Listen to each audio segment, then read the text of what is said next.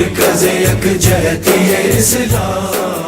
الحمد لله وحده والصلاة والسلام على من لا نبي بعده وعلى آله وصحبه أجمعين. أما بعد فأعوذ بالله من الشيطان الرجيم. بسم الله الرحمن الرحيم.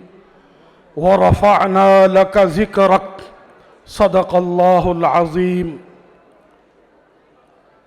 کریمہ ببخشائے برحالی ماں کہ ہستم اسیر کمند ہوا، ندارم غیرز تو فریاد رس، تو ہی عاصیاں رہ خطا بخش و بست. زباں تاب ود درد ہاں جائے گیر، ثنائے محمد بود دل پذیر. قوت عشق سے ہر پست کو بالا کر دے، قوت عشق سے ہر پست کو بالا کر دے، دہر میں اسم محمد سے اجالا کر دے. اسٹیج پر بیٹھے زعمائے ملت، اکابرین جماعات اور محترم سامعین و سامعات، مختصر وقت میں عشق پیغمبر اعظم کو اور ان کے تذکرے کو بیان کرنا تو محال ہے، کوزے میں دریا بند کرنے کے مترادف ہوگا.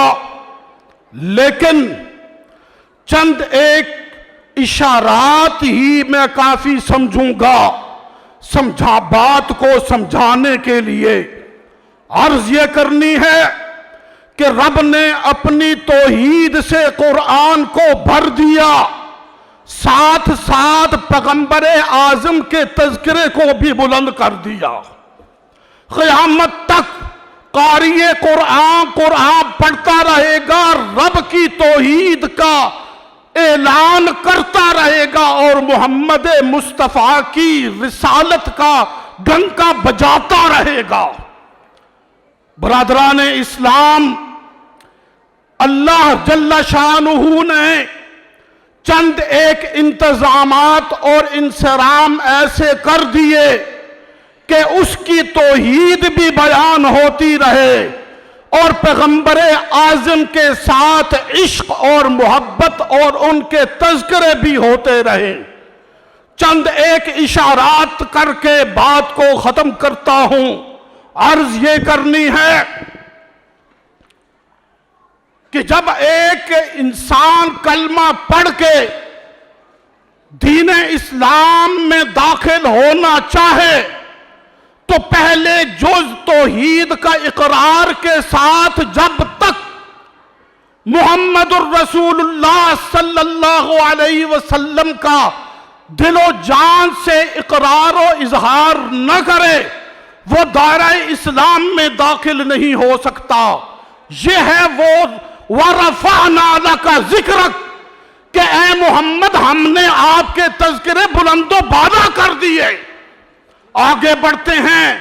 جب ایک مسلمان کلمہ پڑھ کے مسلمان ہو جاتا ہے تو اذان سنتا ہے، جب تک مؤذن رب کی توحید کی گواہی کے ساتھ محمد عربی کی رسالت کی گواہی نہ دے اس کی اذان کا کوئی اعتبار نہ ہوگا.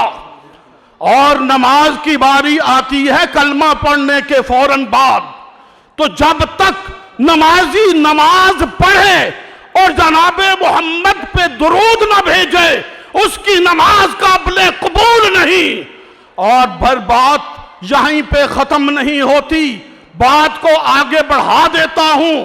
عرض یہ کرنی ہے کہ جب کوئی شاعر شعر پڑھے تو جب تک محمد عربی کی شان میں نعت نہ پیش کرے اس کی شاعری قابل قبول نہیں، چمکتی نہیں، دمکتی نہیں.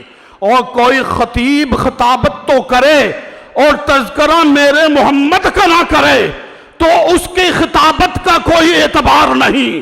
اور جب کوئی مصنف کتاب لکھے اور جناب محمد کے تذکرے سے خالی ہو تو اس کی کتاب کا بھی کوئی اعتبار نہیں۔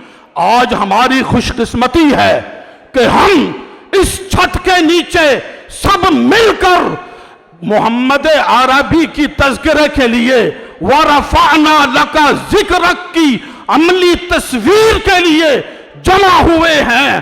اللہ میری حاضری بھی قبول فرما اور آپ کی بھی حاضری قبول فرما۔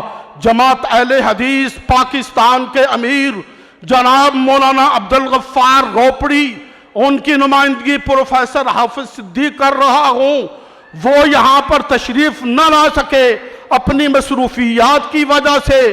مجھے حکم دیا کہ جا کر حاضری لگا دو اور ذکر مصطفیٰ میں اپنا حصہ ڈال کے آؤ۔ وآخر دعوانا الحمدللہ۔ نبی مرکز یکجہتی اسلام، افلاک سے اونچا شہ لالاک کا ہے نام، ہے ذات نبی مرکز یکجہتی اسلام، افلاک سے اونچا شہ لالاک کا ہے نام۔